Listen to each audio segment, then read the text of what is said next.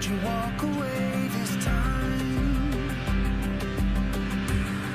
Do you realize, do you recognize it's never over? Or would you walk away this time?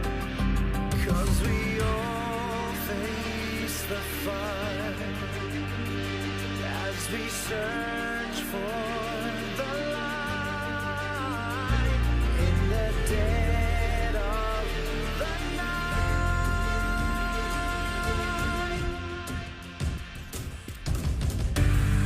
Will we rise above the days to come? Will it be enough? Or will we walk away this time? Look to your left, to your right, there by your side. 'Cause we all face the fire as we search for the light in the dead of the night. Feel that rush, feel the time. Can you feel this newfound change? Only yourselves are here again.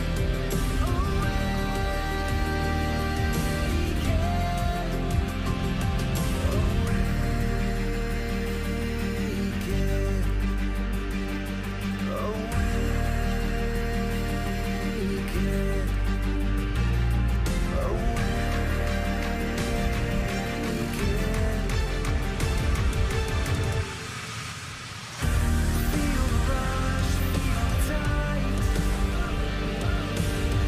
'Cause here begins a newfound strength. Find yourselves out here. We won't be the same again.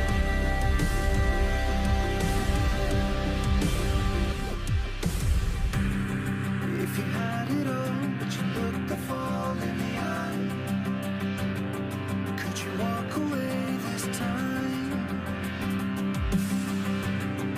Do you realize, do you recognize it's never over?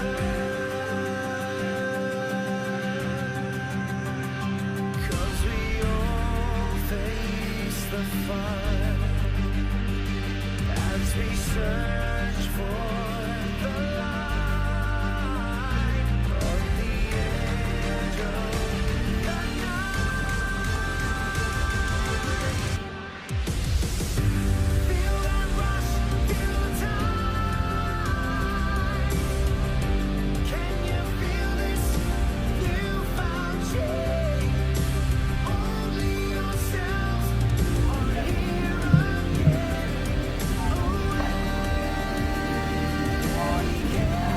Hello and welcome everyone to the Division 1 semi-final match between Serenity Gaming, Topaz and Flams Esport. I'm Kachka and my color caster tonight will be Nightstar.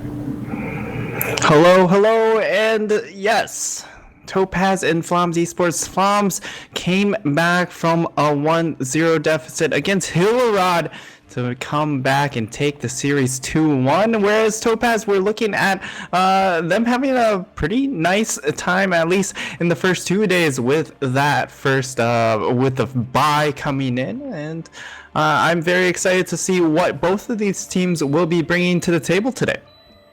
Yeah, definitely exciting match, and as you said, Topaz, they're already in the semi-finals thanks to the bye. Flams, though, they have had a quarter-final match against C-Level, I believe, on the Monday.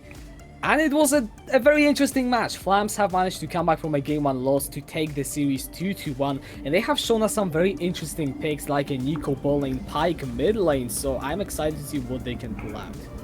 Yeah, we've seen a lot of that in the LEC, and you know, some of that definitely rubs off in the European scene. Teams are willing to go ahead and try some of those things once they are able to see it in pro play. You know, it is a little bit difficult to justify if you're not seeing it in pro play, but if people like Caps are picking it into the mid lane, why not yourself?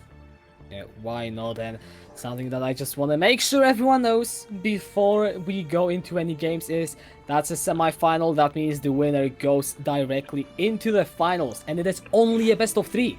Game ones matter so much in the best of 3 scenario just because you never will have those 2 games of safety. You lose 2, you're out.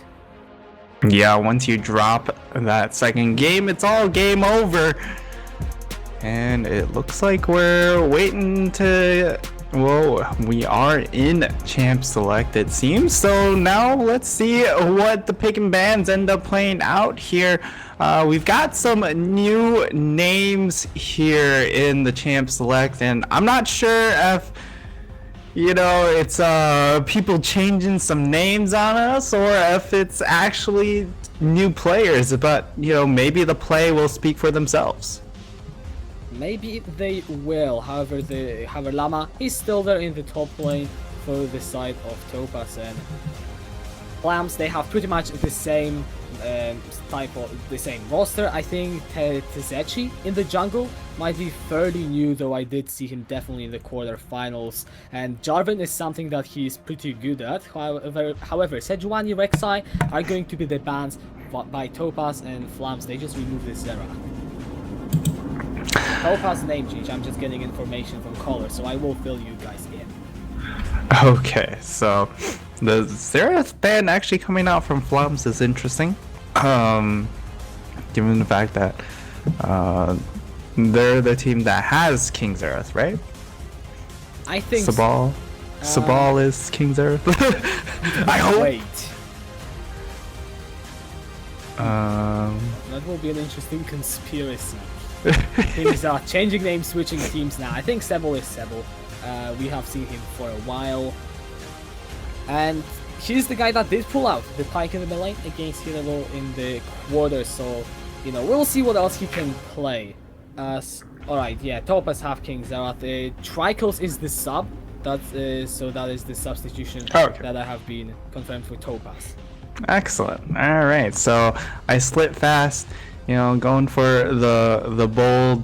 I don't actually play Xerath. Don't worry about it, because my name doesn't have Xerath in the name at all. And we missed out on the first pick, but the response pick. Okay, the response pick is going to be that early Pike.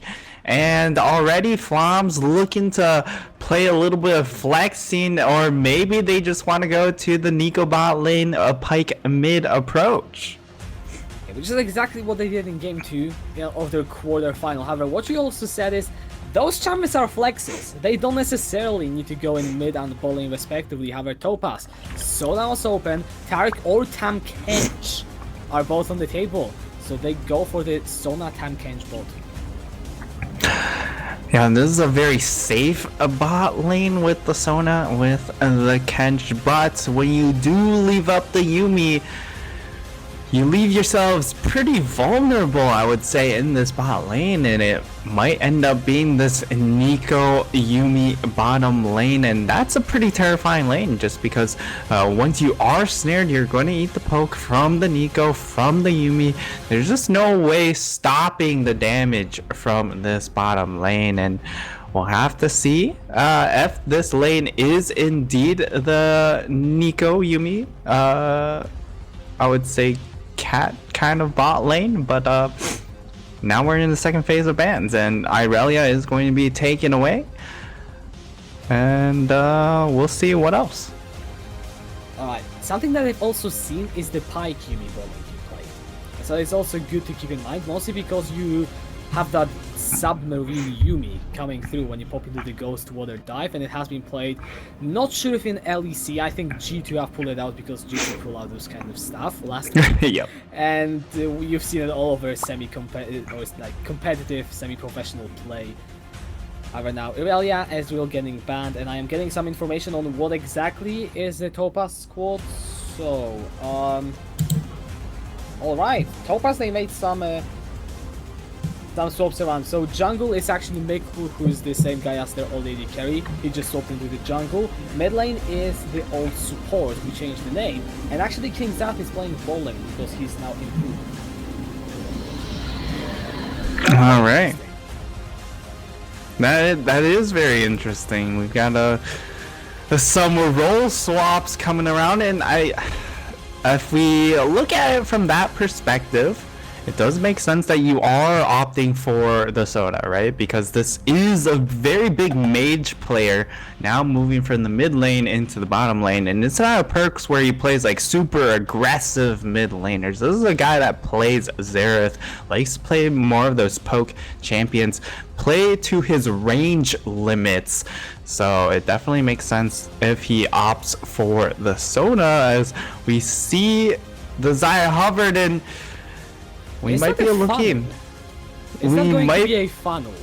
Oh, baby. All right. We have the Xayah Recon locked in. So there's a lot of options for Topaz here. They've got a lot of flexes. They've got, of course, a lot of supports, which means things are going to be very interesting as far as where they move around. I expect to see Tahm Kench top lane for a solo laner. But if you are having the Xayah funnel, you know, maybe things are changed up around. And I really think for the side of Topaz, this adjustment really comes from the fact that, hey, Flams, they're throwing out a curveball composition, and we don't know how to play against it. Well, if they don't know how to play against ours, we're back to square one, right? So yeah. I think that was a little bit of their mentality here, and it does look like we're going to be seeing that Pyke Yuumi bottom lane. So a lot of flexing coming out from Flams and responded in kind from Topaz. Yeah, so I believe that what Topaz have is how it will stay. Mikkel and Icelet Fast are going for the funnel in the middle lane, and you've got Sona Taric. For the safe kind of scaling, you want to hit those few items in the bot lane, and then and on top of that you have Llama on the Aatrox in the top lane. So a lot of crazy stuff to break down in this game one.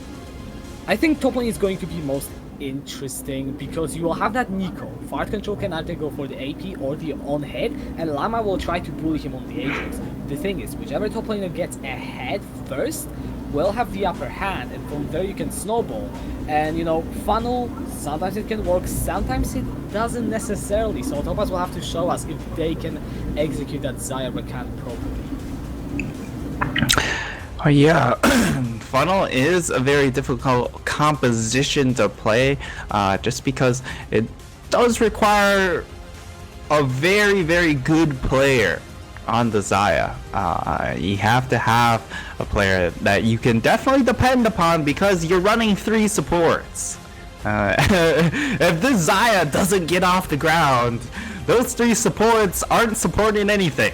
It's really tragic, really fast for that composition. If somehow this Vi gets the invade, finds 2 kills onto the Xayah, then things really get out of hand. But for Flams, they've got a little bit of an easier composition, even though it is a little bit all over the place.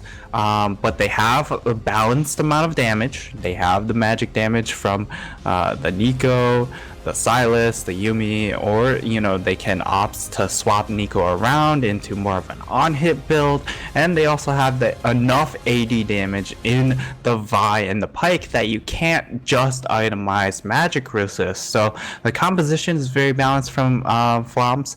It's just a matter of, can Topaz, how strong is Mikkel on this Xayah? That'll be the real question here. It will be, as we are going into the first game of that semi-final match between Serenity Gaming Topaz and Flams Esports. Something that I'm also looking at is Flams have drafted themselves a lot of early game potential. You mentioned the Vi invades. If Nikolai and Wallace support manage to roam from bot lane together, maybe even with Sebo, and you find anyone, and I mean absolutely anyone, in that jungle, they will die very fast. Yeah, the goon squad on Flams is pretty scary. Any combination of 2, I would say, gets to be pretty terrifying. Even with, you know, Yuumi piggybacking on top of someone, you can check the bushes with that slow. Once you hit the slow, there's just so much kill potential on everyone else on the team. You know, it sets up for the Vi. punch or fist. It sets up for the chains, the abscond abduct combination. It sets up for the hook coming out from Nikolai, and also the lockdown coming out from Nico. So this is a very terrifying game to be the Xayah player, in my opinion, but he's got a lot of protection as well. Yeah. Something I want to also throw attention to is Sebel went for Ignite Electrocute Pike. That is not something you often see. He will go for those early assassinations and rely on his burst.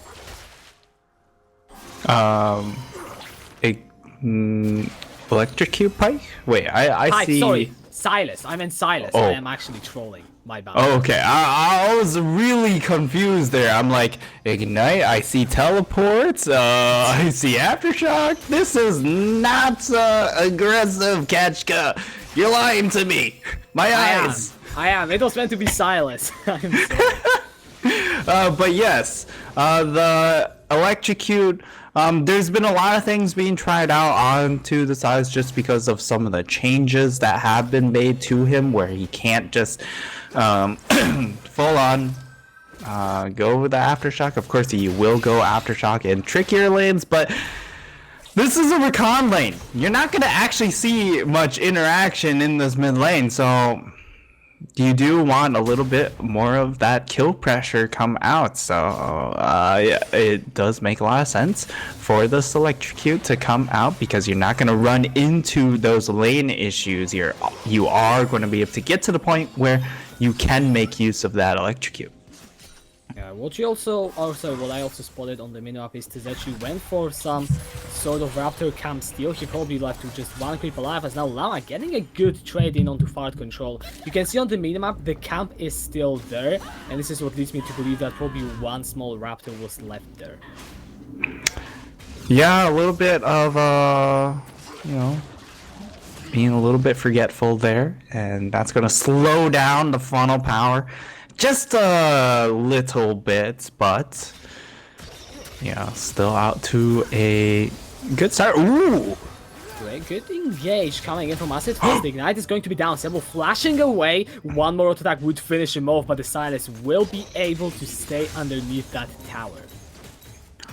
Yeah, but now he's going to lose a lot of these minions to that tower. Thankfully, he is still able to get that EXP as something happened bottom lane. He's actually looking for the gang. Nikolai, he doesn't understand. Good flash away from Improve. However, he gets split back with the Bone Skewer Tricuts. Uses that Devour Improve. He's still trying to run away. Ignite is ticking him low. 100 HP, and First Blood is picked up by Nikolai.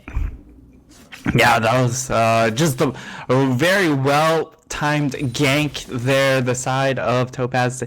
This bot lane just a little bit too far extended, and you know, you just can't do much about it. You also have to remember, ooh, follow-up could come in.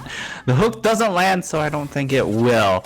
But you do have to remember that because you are playing the funnel, you're never going to have your jungler in this bottom lane because he's always farming mid.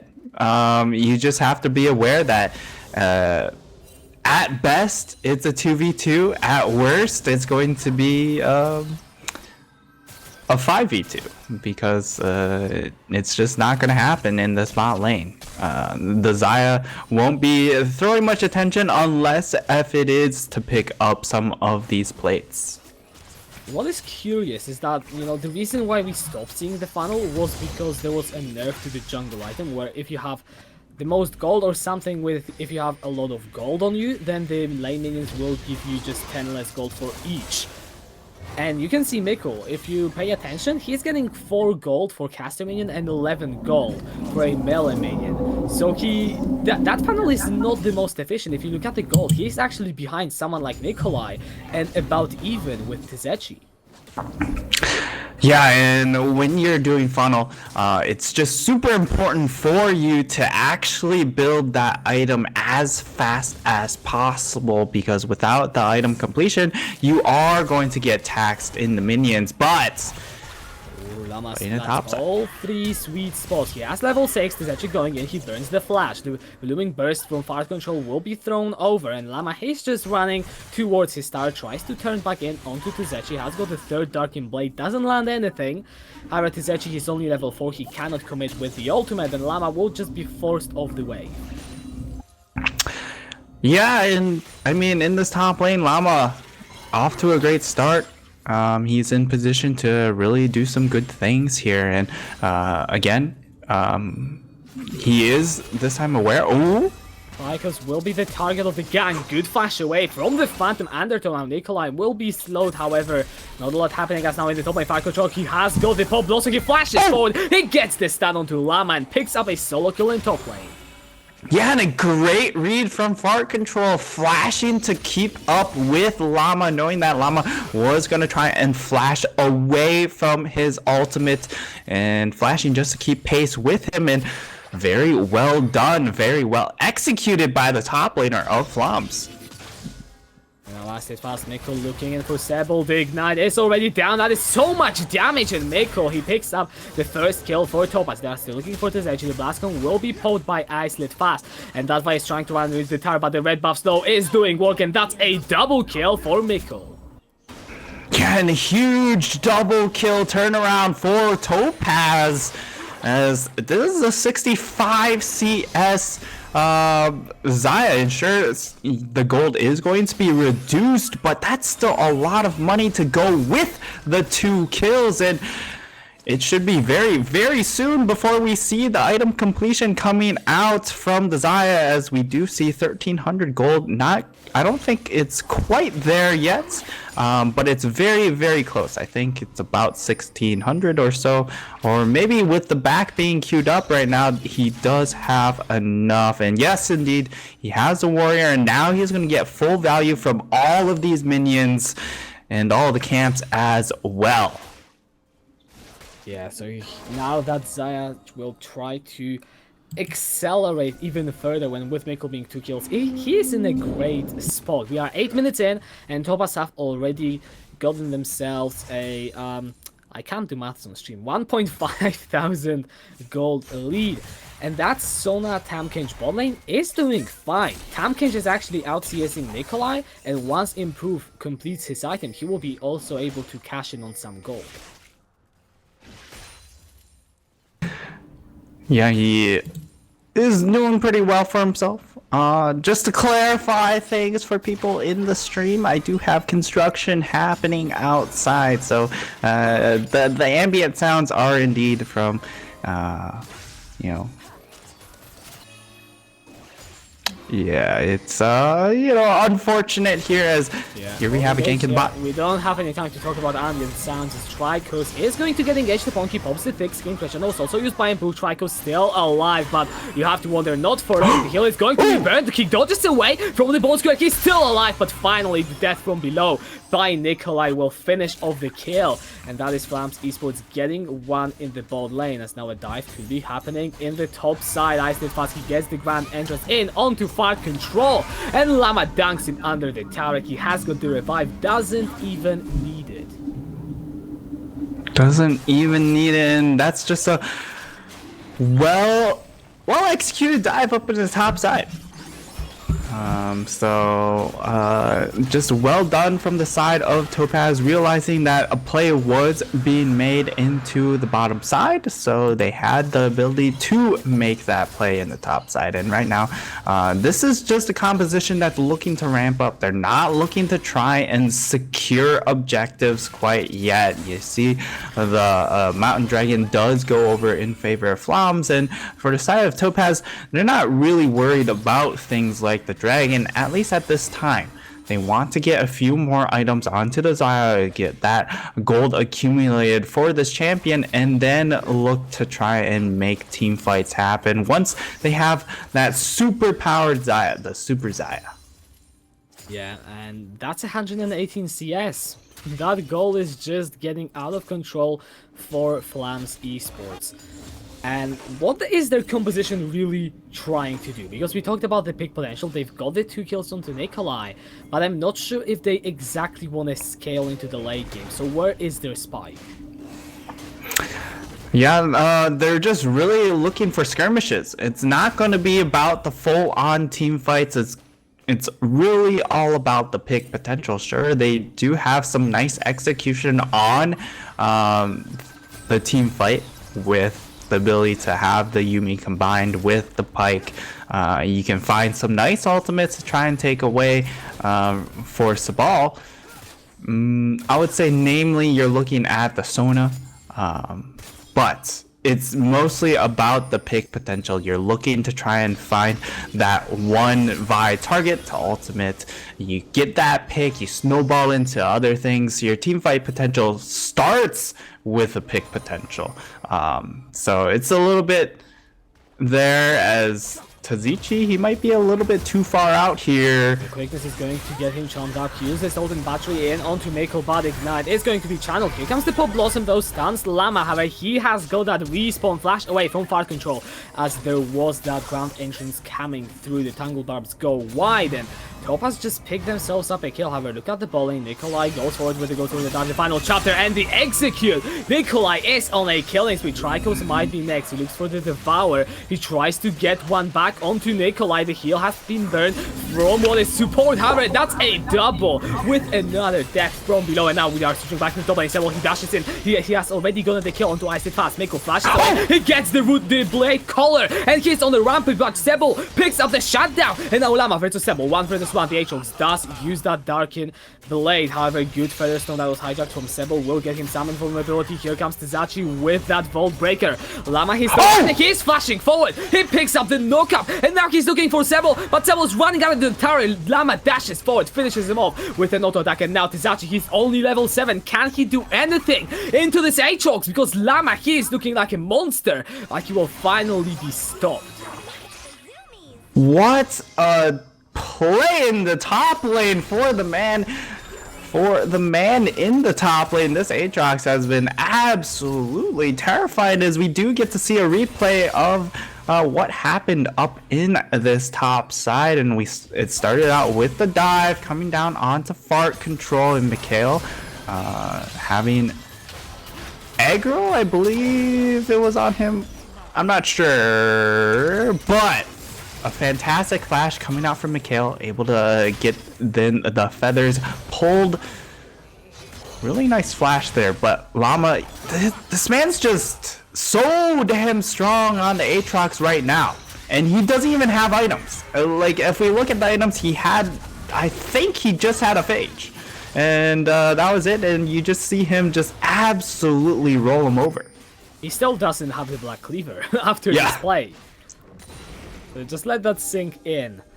As Topaz, they are 2,000 gold in the lead. Something that I want to mention more for the I will have to hold on. Improve. He has to flash away. He gets out from, he's trapped from below, but he is trapped, as you mentioned. I mean, here comes Icelet fast. The final chapter has been issued. Quickness will get the charm as well as the ground entrance knock up in onto Zachi. Use the Assault Battery onto Tricos. Tries to dash away. Does get the dash itself. Slowed now by the Tongue Lash. The flip back onto Tricos under the tower, but it doesn't matter. Mikkel picks up the double kill onto what is support. And now Topaz are looking for this tier 1 bot.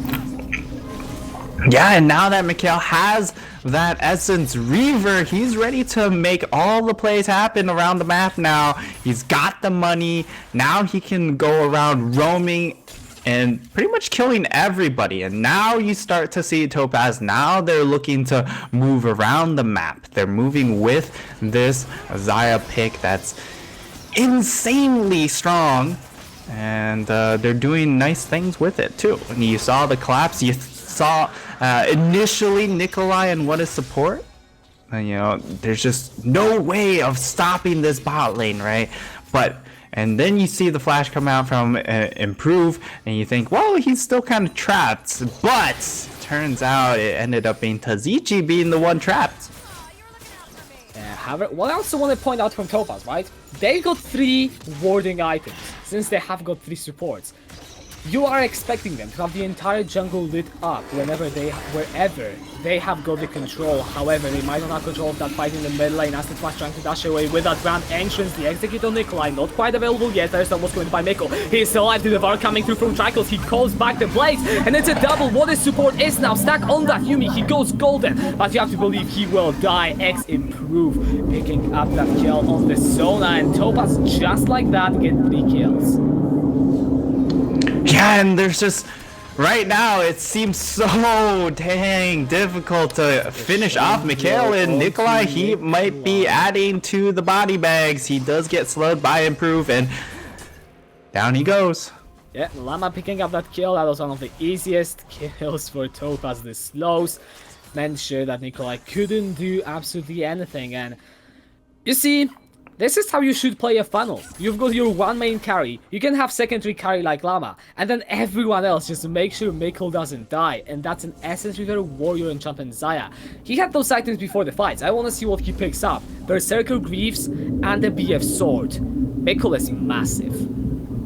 Yeah, the Berserker Greaves, you know, not too much to write home about, but then you see the BF Sword and the Zeal on top of it. This man is out of control. That's all to be said about it, really. And Fart Control, he is going to be under control after this one. What the damage? He gets the double stun with the Pop Blossom, and you said the damage is here. Nikolai joins the fray. He doesn't quite get the execute. Bone Score is being channeled at Mikkel. He's just unstoppable. Tizaki getting the Vault Breaker over the wall. Llama, meanwhile, will solo kill Sebel and Topaz. They are going to intercept that Herald. They say, thank you very much. We'll take it from here.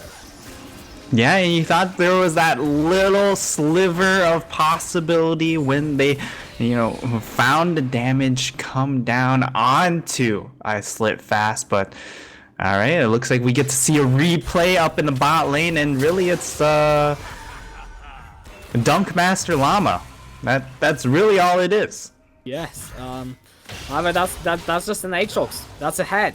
And Llama, I mean, Yeah. it's also one of Llama's champions, one of his favorites, or at least, I'm not sure if he very much likes to play it, but he definitely does play it quite a lot, and he's doing really, really well on that. So now for Flams, it's gonna be a hard one, because we talked about their pick, and we could have maybe seen that happen around the Herald, but even then, Topaz were able to get it in their favor, and now with the third tower, with the Herald being popped, it is looking dire for the Flams. Yeah, it's really looking pretty bad here. However, we still have to just remember, if they ever find just that solo pick, all it takes is killing Mikkel once, you find yourselves with a huge opening. However, at 19 minutes into the game, their attempts at trying to find Mikkel have been stifled pretty hard, so we'll have to see if anything is able to be changed about that one. Yeah, I mean, you are wishing that if you are a Flams fan or a player, but I don't think it's happening. I'm meant to be as positive for the losing team as possible, but being this far behind against a funnel composition where we've got 3 supports with a hyper kill, and you see the engage coming through. Sebel is just stuck. He does have the crescendo. Mikkel is still alive. Nikolai is going to go down. My Llama picking up Sebel in the backline, and it's pretty much a clean sweep for Topaz. Triple kill. Llama flashing forward in onto what is support, picks up the double, and that's a clean ace at 19.5 minutes. Yeah, the name's what is support, but really it's just what is this game? Because Topaz are just running away with it. This 80 carry is 12-1-3. This funnel comp has been an absolute success. There's just no stopping Mikhail right now, and they have all the pick tools, but look at Tazichi. He has the Cinder Hulk. He doesn't have, even if he goes in with the ultimate, even if Mikhail doesn't have his own ultimate, what are the chances that a Cinder Hulk Vi is going to be able to kill him? Chances are very, very low. You're going to have all the time in the world to kite things out, And with the red smite, you should just be able to 1v1 the Vi realistically here. And things are looking to... Yeah, you said it.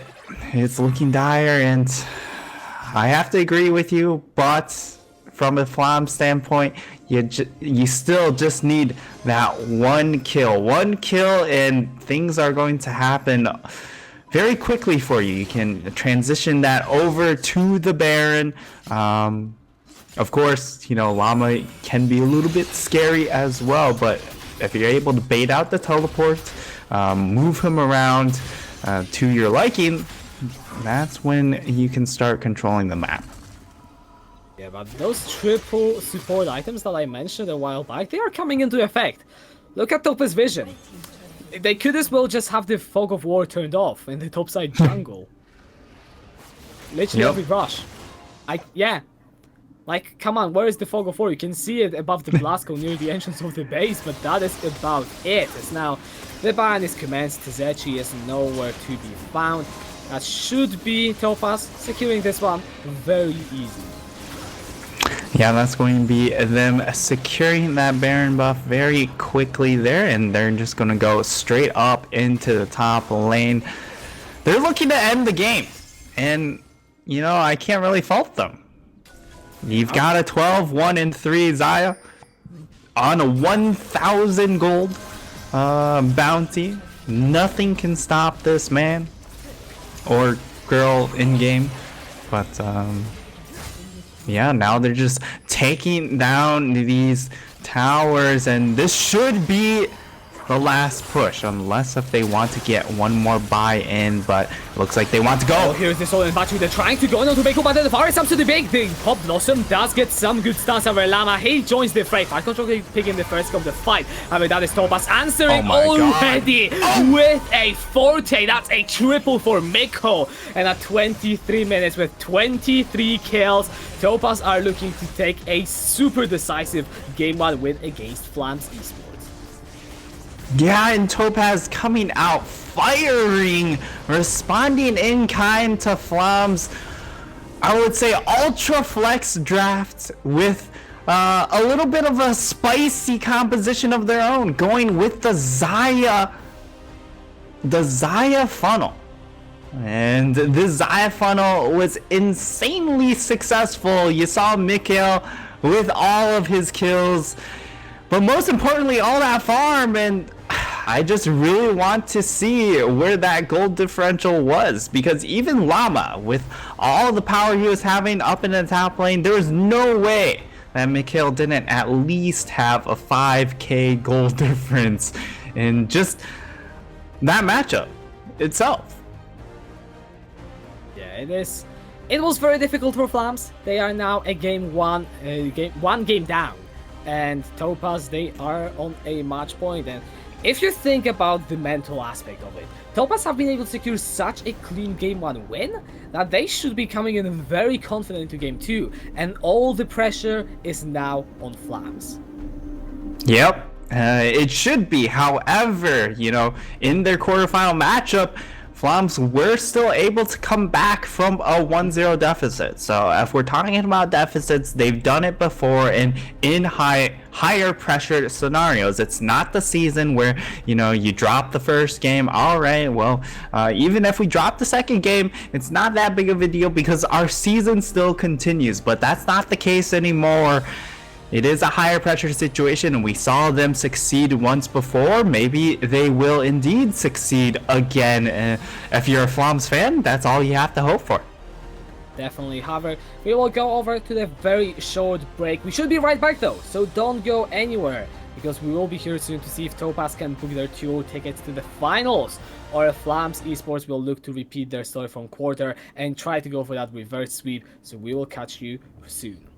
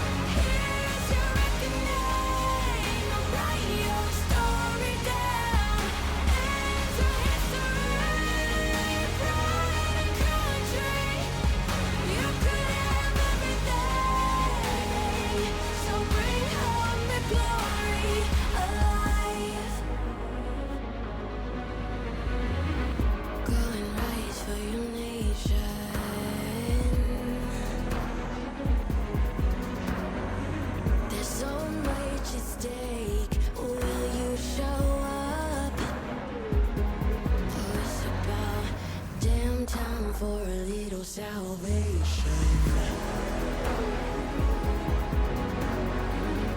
Those flags you wave will represent them. The world is watching. Here's your judgment. Here's your reckoning. Write your story down. There's your history. Pride and country. You could have everything. So bring home the glory alive. Here's your judgment. Here's your reckoning. So go and bring home the glory alive.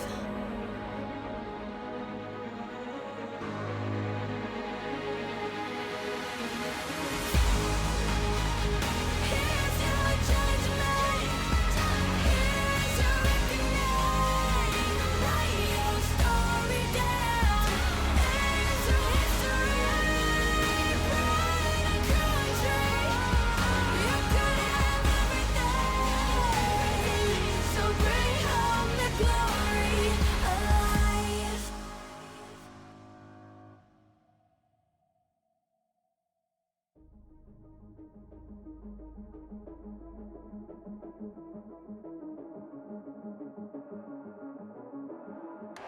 Welcome to the world, no heroes and villains. Welcome to the war, we've only begun. So pick up your weapon and face it. There's blood on the ground, go and take it. You get one shot to make it out alive. So higher and higher you chase it. It's deep in your bones, go and take it.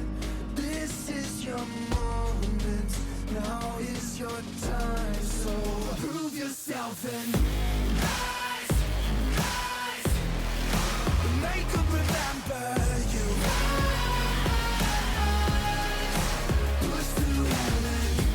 Rise, rise. They will remember you. Welcome to the climb up, reach for the summit. Visions brave and one false step lead the end. So higher and higher you chase it. It's deep in your blood, go and take it. This is your moment. Take to the skies, go prove yourself and rise, rise. Make them remember you. Push through heaven. Rise, rise. They will remember you.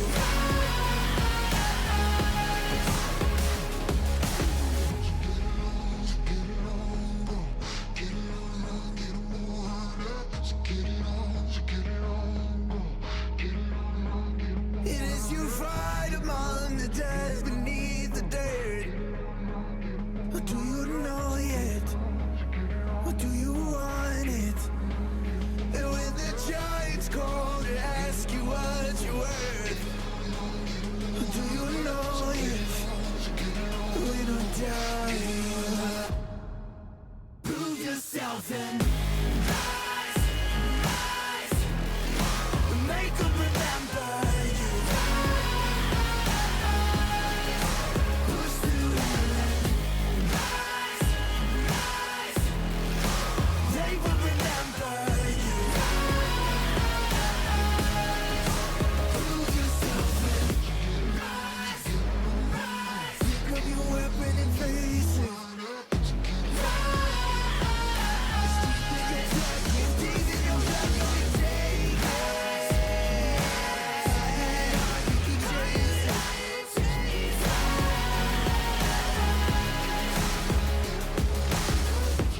Rise, rise.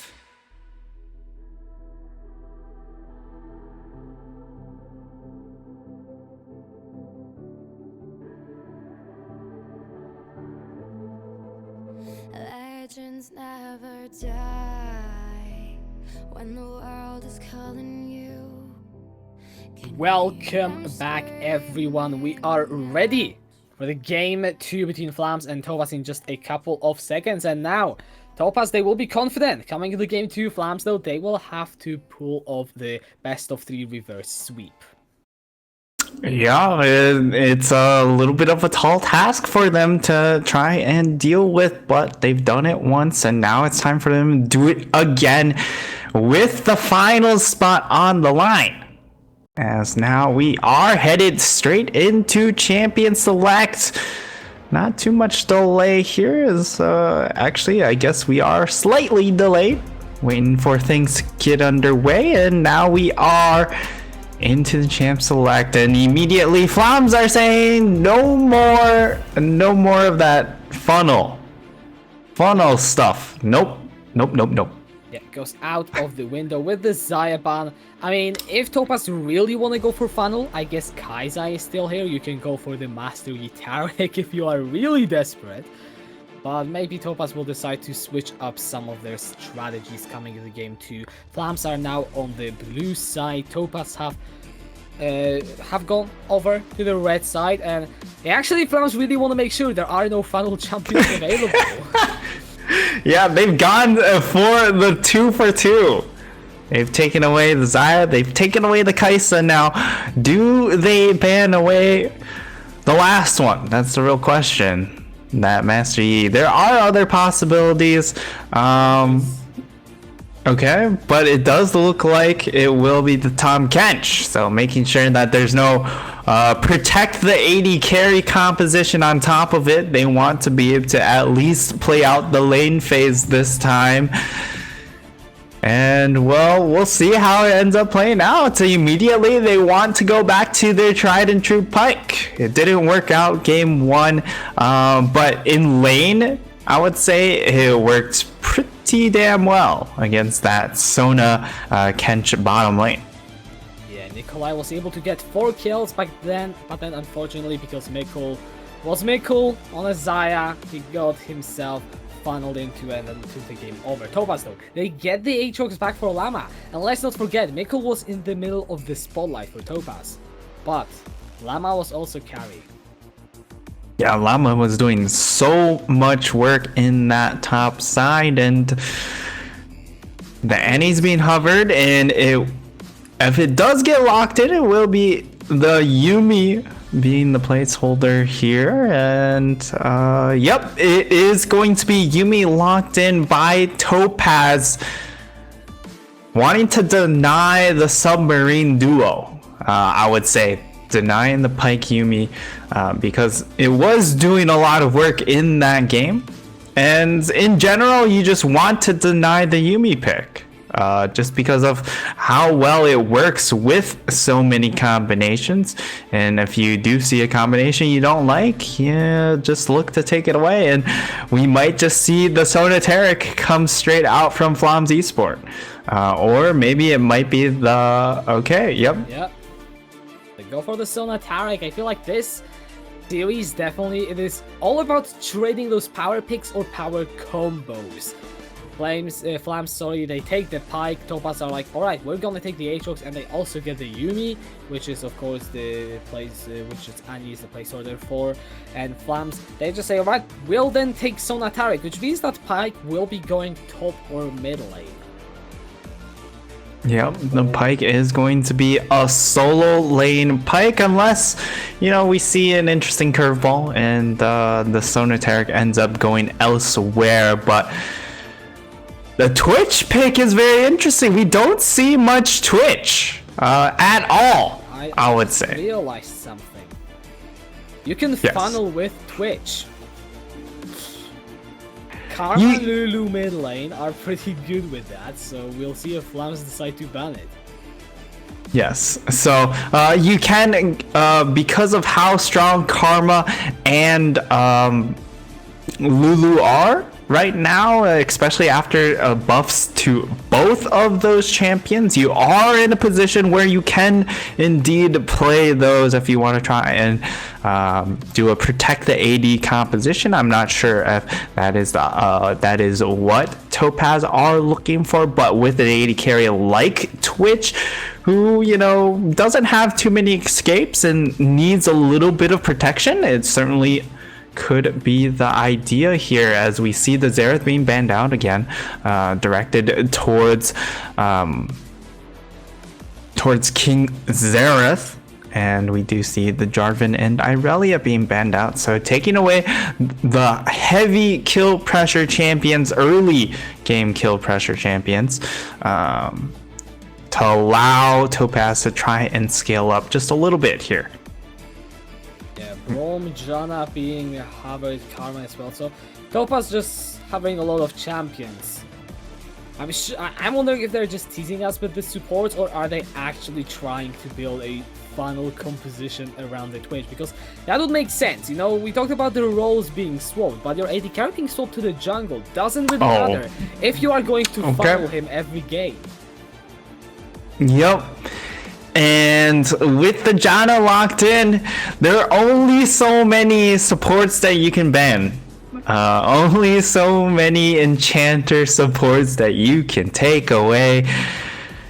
Janna locked in means that indeed it is going to be another funnel type game, and Riven locked up for Floms is a very interesting pick, because the one thing you don't want to pick into a Janna is heavy engage or champions that want to get into the middle of a fight, like the Pike, like the Riven, and sort of like the Hecarim.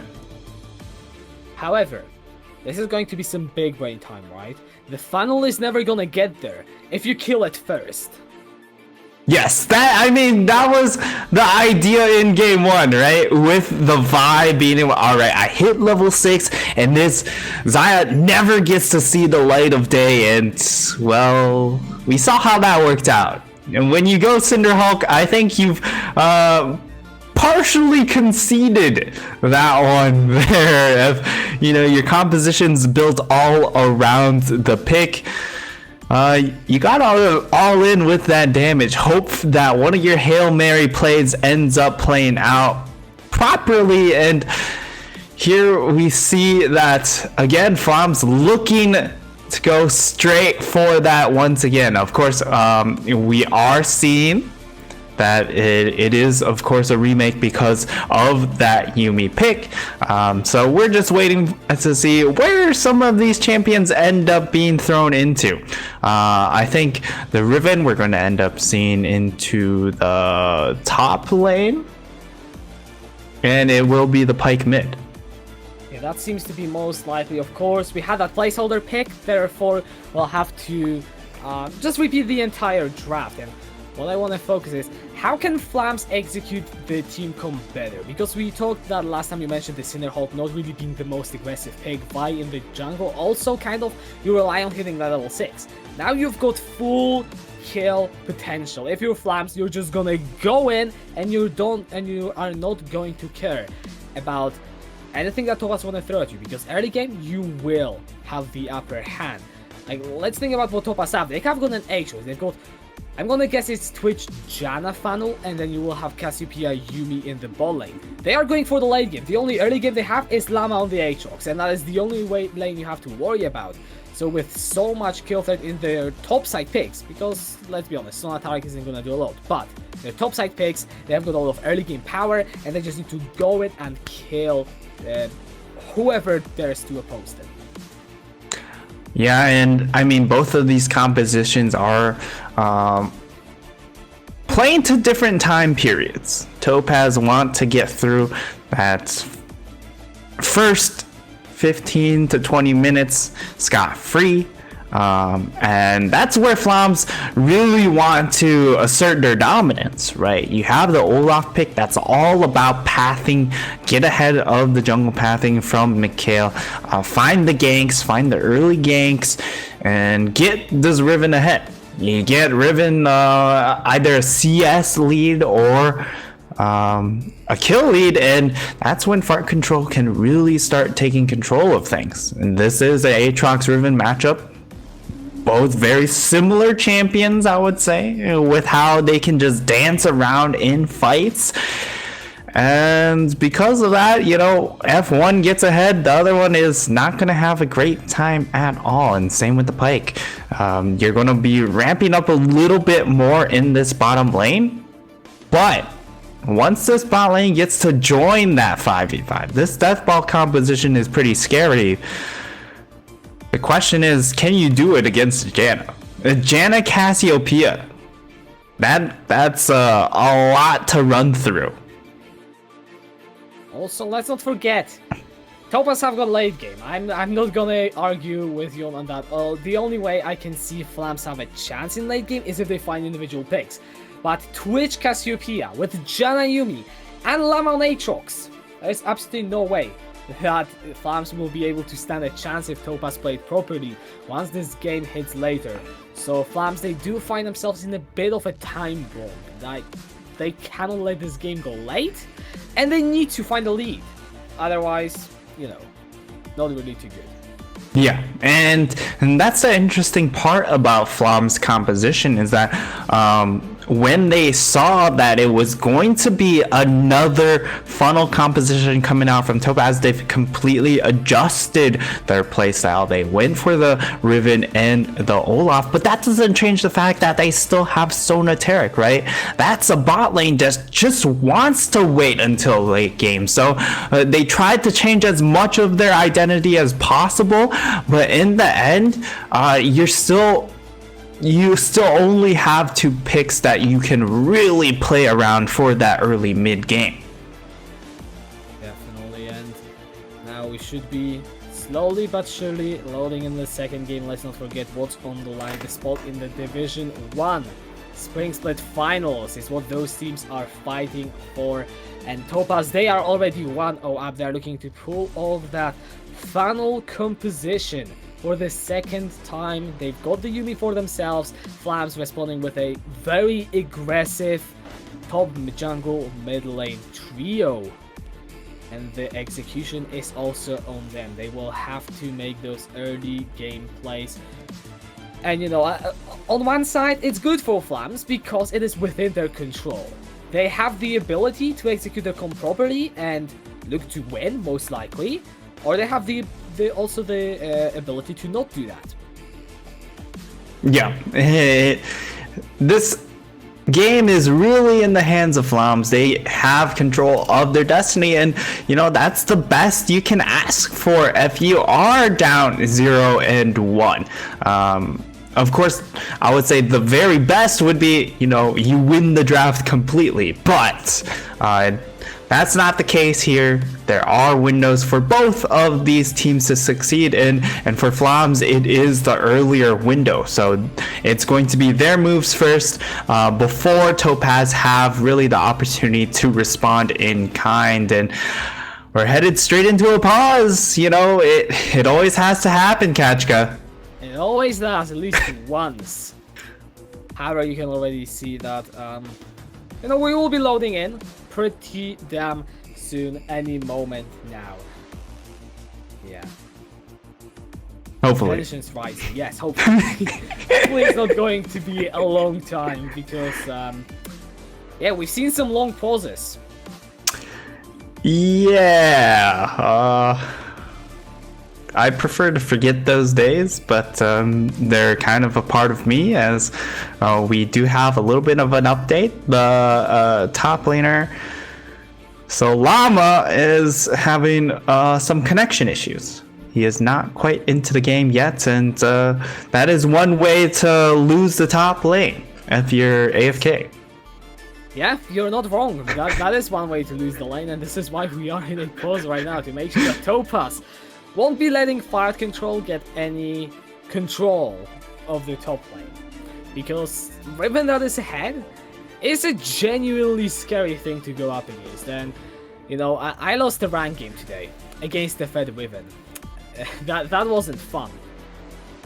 That's the stuff of solo queue nightmares. And it's a classic solo queue nightmare where, you know, Riven gets 2 kills, all of a sudden she has 40% CDR, and you just don't have enough CC control. You know, you just can't chain them well enough, or you just don't have CC at all, and Riven just does whatever she wants, and all you can do is kind of bang your head against the keyboard, which, you know, I fear for the keyboards out there. Yeah, I mean, you have to respect your keyboard, like, you know, it serves you well. It literally allows you to use your favorite machine, but now we are going into the Summoner's Rift, finally! Flam's kind of grouping as a 5, or at least looking to maybe make some moves. You've got the Bone Skewer, so technically the level 1 is possible, but Topaz are going counter-invade topside. That is a curious spot. I don't think I have seen a counter-invade being set up there. Yeah. It's basically just waiting for them to... It's to counteract that tri-bush invade where you go from there into the Krugs. But we're not going to see that one play out quite yet because the side of Flams, they're hanging out in the bot side. So a little bit unfortunate for them, and nothing will come of it.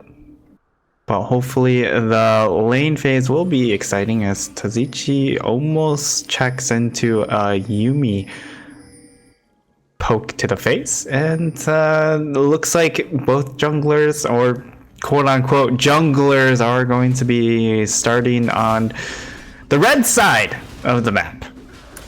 Yeah, it could initiate some sort of vertical jungle, and also, if you are Flams, you want to steal away that blue buff so the funnel will be inhibited, because Mikkel and Isolate Fast, they will not have that much time to invade. They are looking to just take a camp, bounce the wave mid, take a camp, and repeat that routine. So we'll see how it evolves. If it will be a 3 buff for Tazechi, then that is exactly how you want to play into that Twitch Janna. Yeah, and I really like this adaptation coming out from Flams, knowing that, you know, this Twitch is going to spend some time going to that middle lane, wants to grab that wave there. So you can just take away his entire bot side jungle while he's doing so. However, it does look like the side of Topaz, they realize what has happened, what has transpired, and they've themselves have just gone to exchange for that top half. So they've opted into a little bit of a vertical jungle pathing. Not your standard vertical jungle pathing, mind you. Typically, junglers don't take a pit stop at that mid lane.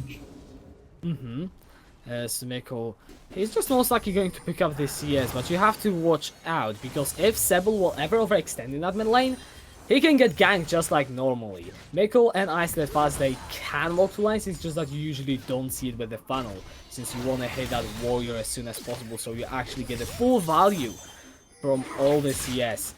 And this is really what you have to see. Mikkel got 2 kills early on, which meant he was able to get that item earlier and pick up the gold faster. If he doesn't have that this game, it's gonna take him longer to hit that warrior, and as a result, he will be slower at hitting those items. Yeah, that's going to be very key here, and just how hard can Mikkel power farm the jungle, because if he power farms the lanes, he's just not getting that full value. And on the flip side, Tazichi, well, we gotta see what kind of magic can he work with, given the fact that he has all that jungle control. We saw in game 1, it didn't end up playing out very well. Maybe in game number 2, where he can be a little bit more aggressive in the 1v1s, that's when we'll and that's where we'll see him succeed. Alright, the only lane that actually has some action, top lane, Llama, is currently able to be 6 CS ahead. Bot lane, it is roughly even. Of course, we aren't expecting that much to go down in that bot lane, but so far a very slow start, which is exactly what you see from this sort of draft. Actually improved. He's trying to go in for those trades on Cassiopeia, since contrary to what you believe with how you want to farm up, if your opponent messes up, Cassiopeia will have a lot of damage in the early game. Yeah, and Improve is gonna have a good time in being able to just control this bottom lane. If ever that Miasma is put in a position where Nikolai just can't get out, that stone is gonna die incredibly fast. And even more so once, you know, you hit that level 6 breakpoint, as we already see some of that damage being thrown down here. And with Nikolai not having any mana, things could be a little bit dicey, but here comes a gank. That is actually looking for Improve. The exhaust already has been thrown as well as he'll Trico's using both of his summoners. The problem projectile will slow the Olaf. Nikolai is looking for some of the poke, but Improve Trico's, they get away using both of the Yuumi summoners. Yeah, they get out pretty scot-free, and that's pretty important for the Cassiopeia, just because once you burn that flash, you don't have any outplay potential. Ooh. Comes Sebel in the mid lane. He nearly gets the execute ignite down onto Mikkel. The Eye of the Storm will keep him alive. For Sebel is looking for more. One onto like another one will finish Mikkel off. Can he get it? No! Oh! Shower shot, and Mikkel picks up the first blood. Yeah, and Mikkel was just an inch away from dying. As is that a replay? No, it's not a replay, but we do get to see a replay of that mid lane interaction. Sebal making the big play. He hits level 6 here. He just immediately goes in, flashes, gets the stun, and throws down the ultimate, but the ultimate just wasn't able to finish off the kill. And Mikkel flashing away. Yeah. It was getting dicey at that moment, but then he takes that tower shot. We get the zoom in, and we get the sad reacts. That's definitely some sad reacts in the chat for Flom fans. Yeah, especially that Topaz, they are up to another good start. Not as explosive as last time. They are only 500 gold in the lead. I mean, it is 7 minutes. And that pitch is looking maybe not for the Warrior, but instead the... Blood Razor. Yes, the Blood Razor upgrade, which I think makes a lot more sense on the Twitch, but he is still getting pretty close to this one. Yeah, either one works really, in my opinion, but you are coming into a little more of a bruisery composition with the Riven and the Olaf, as here comes the gank being set up in this bottom lane. They spot it out and they're giving a lot of respect. And that's what I want to see from bot lanes or any side laners in general. When you see the jungler, just give them the respect they deserve. They're players too. Yeah. And they are actually players that more often than not can screw you up a lot in the early game. Especially on a champion like Olaf. So far, Tizachi didn't really find that many gags. And actually, ooh, nice dodge. Yeah, talking about gags. Oh my! The bowling, but the Twin Fangs from Improve are doing so much that Tizachi, he just needs to get away. Oh, the Prowling projectile, he doesn't quite connect Improve. He is still on the chase. He's trying to get those kills, but it's just a level 5 Cassiopeia. Not a whole lot he can do, but that's just disgusting. Yeah, you get in too close, you eat the Twin Fangs, you try and get away, you eat the Yuumi. There's just... This lane is disgusting. And it's just really the power of Yuumi, being able to combine with so many options. Anyone that doesn't outrange Yuumi herself is a viability. Yeah, pretty much the case. And, you know, talking about the top lane as well. Oh, baby. Well, we don't have time to talk about the top lane because Engage coming through. Trico's picking up the kill with the final chapter. The Miasma will slow down what is Esport. Improve running out of mana, but that is the kill going over to the Yuumi and Topaz. This is looking too familiar. Yeah, it's not quite the snowball, but at the same time, you know, in this game, you have a bot lane that can carry its own weight, whereas last game, it was really all about Mikhail. This time, you have Improve X improve X, he can provide that magic damage that they were lacking in that game number 1. You talk about possibilities of maybe the comeback. Well, you know, it was a full AD composition, so there was always that 40-minute hope. If it ever got to 40 minutes, that it was doable. But Well, right in the top lane. Yeah, top lane, Llama and Fire Control are going to try to win. Fire Control, try to predict the flash. The thing is, you're not going to predict the flash if the other opponent doesn't flash. Yeah, and now he's just put in a position where on stream he just looks a little bit silly. And that's a little bit unfortunate. However, that was the play he was looking for. I will still give him credit there.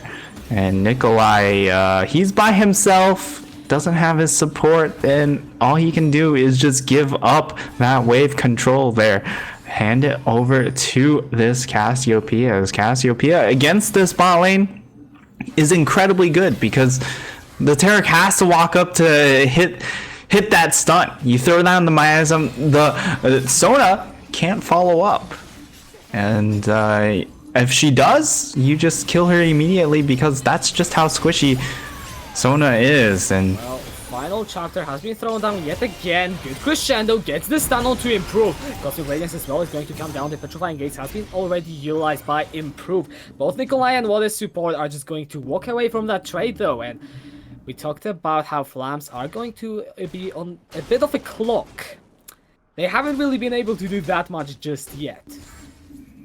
yeah, they haven't been able to do much at all, at least in the first 11 minutes here, and they're down 1,500 gold.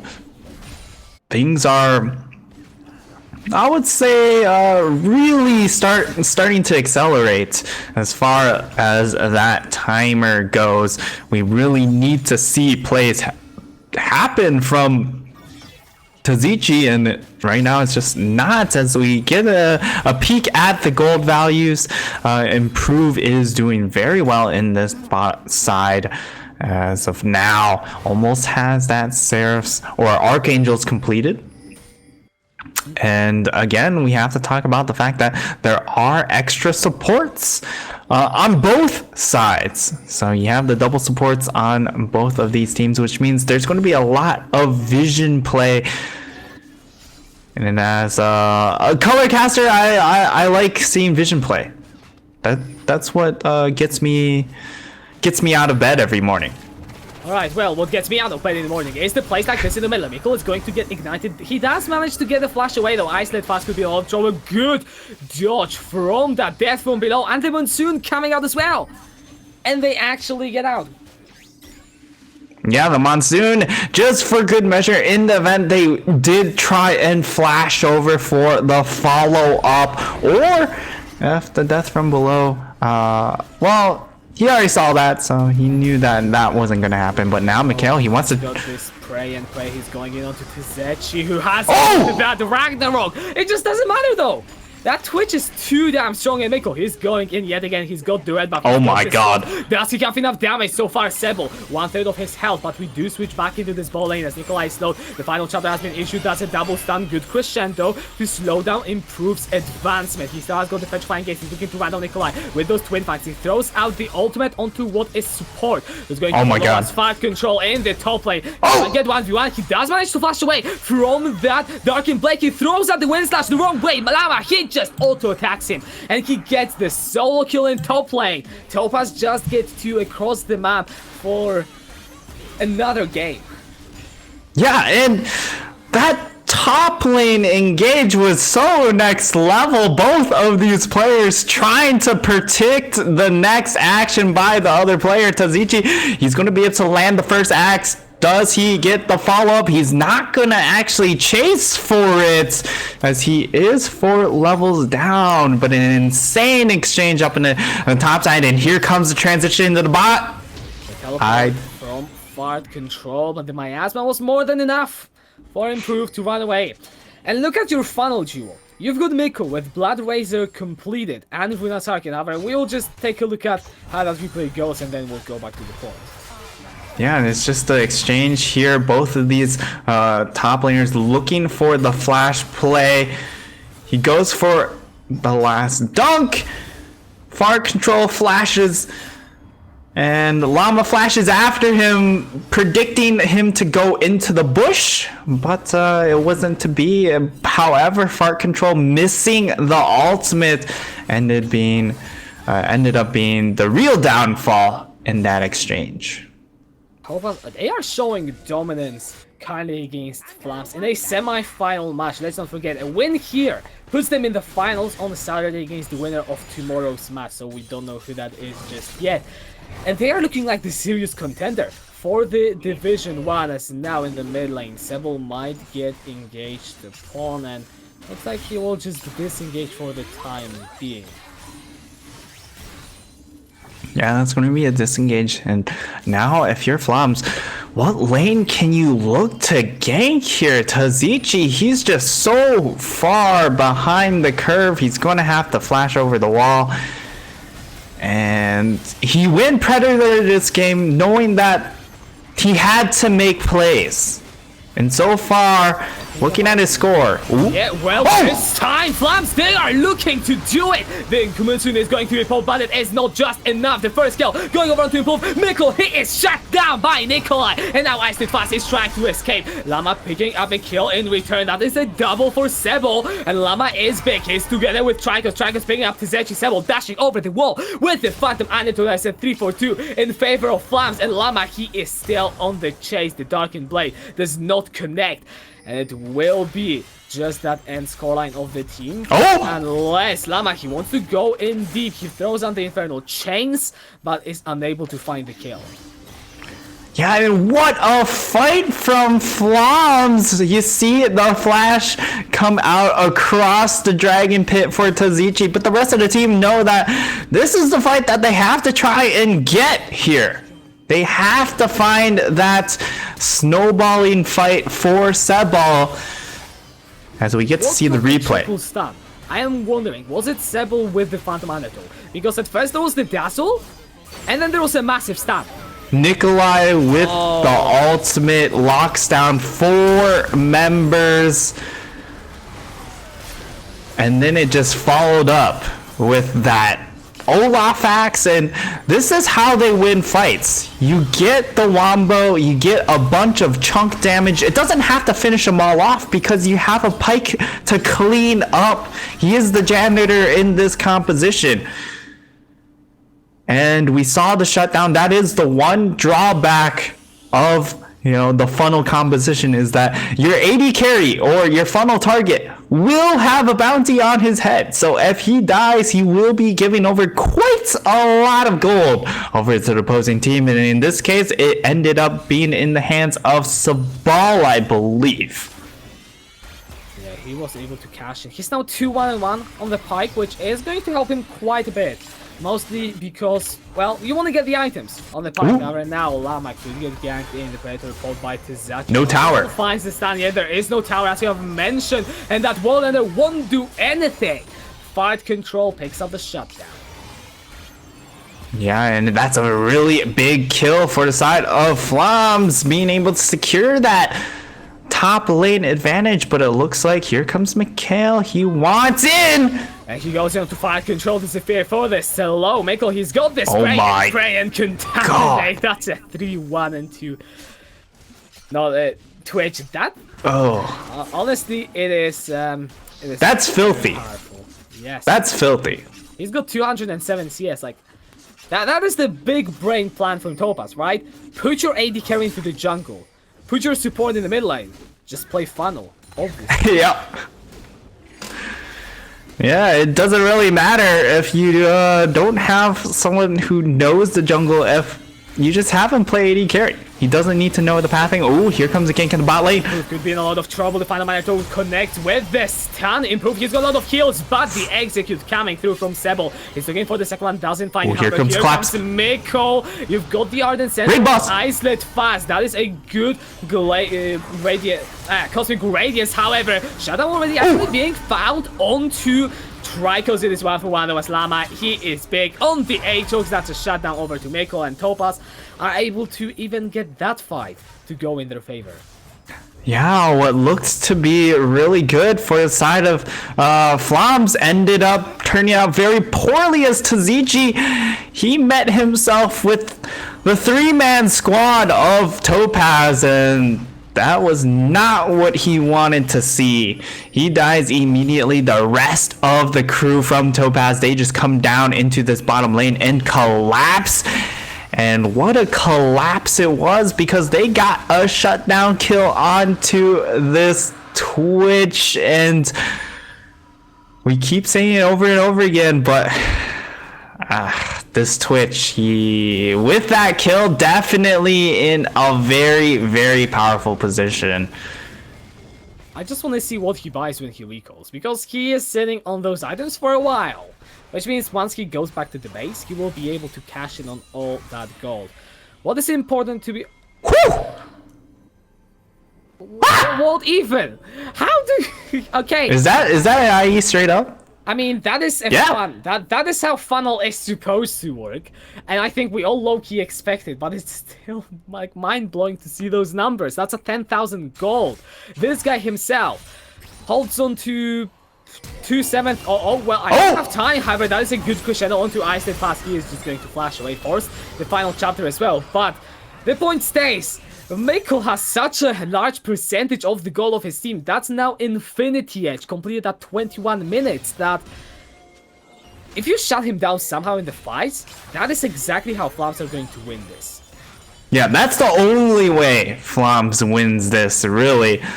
Because even if they are able to pick off one of the targets, as long as Mikkel stays alive, I'm not sure if they could even win the 4v5 afterwards. But, I mean, we'll have to see how it plays out. I'm pretty sure they don't, as Mikkel... He's going to be critting them in the face, and with the fact that he has lethal tempo on top of how much attack speed he has already, that's just absolutely terrifying. And he has a Yuumi and a Janna on top of him. I just want to emphasize it, right? Yuumi gives you bonus adaptive damage, that's going to be bonus AD. The Janna shield also gives you bonus AD. Yeah, with the shields, that's 252 AD with the Janna shield. Yeah, it's a lot of AD. Definitely a lot of AD, but also it's a lot of shielding and move speed as well, because if you run towards the Janna, you're going to get the move speed. So if you're trying to kite away from the fight, you have the extra move speed to kite away. But in addition, you have the Yuumi speed up as well. It's a heal and the speed up. So even though Twitch is a very stationary carry, with those two buffs, he's going to be highly mobile. Oh, no. Mikkel, he's just dead. There's no way he survives. Mikkel is on a rampage, and you know, the Pike Yuumi submarine is good. How about the Twitch Yuumi? Because Twitch doesn't even give you a notification when he's nearby. Yeah, this is the old school submarine combination. We saw the Twitch Shen combo of old. Now you've got a little bit of a revamped version, as Improve is going to be forced to flash out, but it's just a bait. Yeah, as the fight is going to erupt, Improve picking up the first kill onto Tazechi, as now what is Support looking to finally escape, but there is none to be found. Since Tricos is the one to get the gold for the kill. Maestalama, he does get bone skewered over the wall, but I don't think he cares too much. It is Sebo that needs to run away, and Topaz breaking into the base without the Baron. 23 minutes. The inhibitor is going to go down, and who is there to step up for Flams? It doesn't seem like there's a single person. That is an inhibitor, and now Topaz will be most likely turning towards the Baron. Yeah, they're going to look towards the Baron right now. There is decent word control from the side of Flams, so I don't know if they're going to turn straight onto it. It does look like they are. However, it is with full knowledge that Flams are going to be trying to contest this, as movements. Hook? It's already a force. That could be good, but the Baron is on 3,000. Oh Someone my. behind the pit. Fire Control looking to get in. That Baron is Can they get out? Yeah, can they get out? Because Fire Control keeps going in. The Petrifying Gaze is big. He gets a double stab. Sebo is in the backline though. Can't get his assassinations. No, he's the one getting assassinated by Mikko. The Cosmic Radiance will buy some seconds for the Flames Esports squad, but it's a double for the final Twitch. And Kazechi and Fire Control are running the hell out of there. But Topaz 5-man stack looking to run down this Olaf. They get 4 kills, they get the Baron, and they could be looking to get into the finals. Yeah, and I think we have our first contestant for the grand finals. It's going to be Topaz with a clean 2-0 and doing it in very different funnel compositions. Funnel nonetheless, but just showing the breadth of champions that they can bring out into that funnel spot. They have the Xayah, they have the Kaisa, of course, traditional funnel AD carries, and now they've added the Twitch on top of it. This is going to be a very difficult team to draft against. Yeah, on one side it is because Topaz, they have pretty much clapped the side of Flames, and well played for them. However, what I'm really now curious about, as they will be going to the finals, is the winner of the match tomorrow will have some days to prepare, and Topaz with putting their AD carry in the jungle, I'm not sure if that is going to be a permanent change, but it does look like something they will stick with until, at least until the rest of the Springsplit. You are most likely only looking for those final comps, because I'm not sure if Mikko will be able to pick up the traditional junglers in only a few days, so what proved to be an insane strength for Topaz today could also be their weakness, and this is where they will have to rely on what they showed today, the dominance in the execution of the funnel, to carry them on Saturday. Yeah, however, at the same time, we haven't seen funnel in such a long time. Can you prepare against it in just 2 days? That's going to be the real question if you are the opponent, because you also have your own match tomorrow, so you're preparing to just win the next match first, of course, and then you can start worrying about playing Topaz. And I don't know if it is possible, because it's such a huge change in playstyle, because you're immediately put on the clock. So maybe the adjustment is going to be, all right, we'll give you your funnel, however, we'll draft our own funnel. So we might see some interesting compositions come finals day. Yeah, definitely a lot to look forward to. And of course for Flames, that is the end of their season. I'm gonna say it was a good run, especially in the quarterfinals, but Topaz just proved to be the better team today. And you know, that's how League of Legends works. And with the best of 3 semifinals, you will see that a lot. And also, I did get confirmation, because I wasn't exactly sure, but Topaz, they are also the defending Division 1 champions from the Wintersplit. And they will be defending it on Saturday. Yeah, they will definitely have the opportunity to defend their title. And, I mean, initial impressions are they've shown a lot of things in this split. We've seen very many different compositions coming out from them, so to prepare against this team, I don't want to be the one to prepare against them. Yeah, definitely not. However, guys, thank you very much for tuning in today. Nystar, do you have anything else that you want to add before we all wrap up the stream? I've got nothing. Besides the fact that I'll be here tomorrow too, I believe, with yourself. Yeah, I think we will be here tomorrow, guys, so follow us on Twitch or join the Discord to get a notification when we will be live. But it should be same place, same time at 19 CST for the match between 7 AM, formerly known as Mouse Place, and Eastern Wizards. But for tonight, that is going to be it. So from me and Nystar, we're going to wish you a good one, and we will see you tomorrow.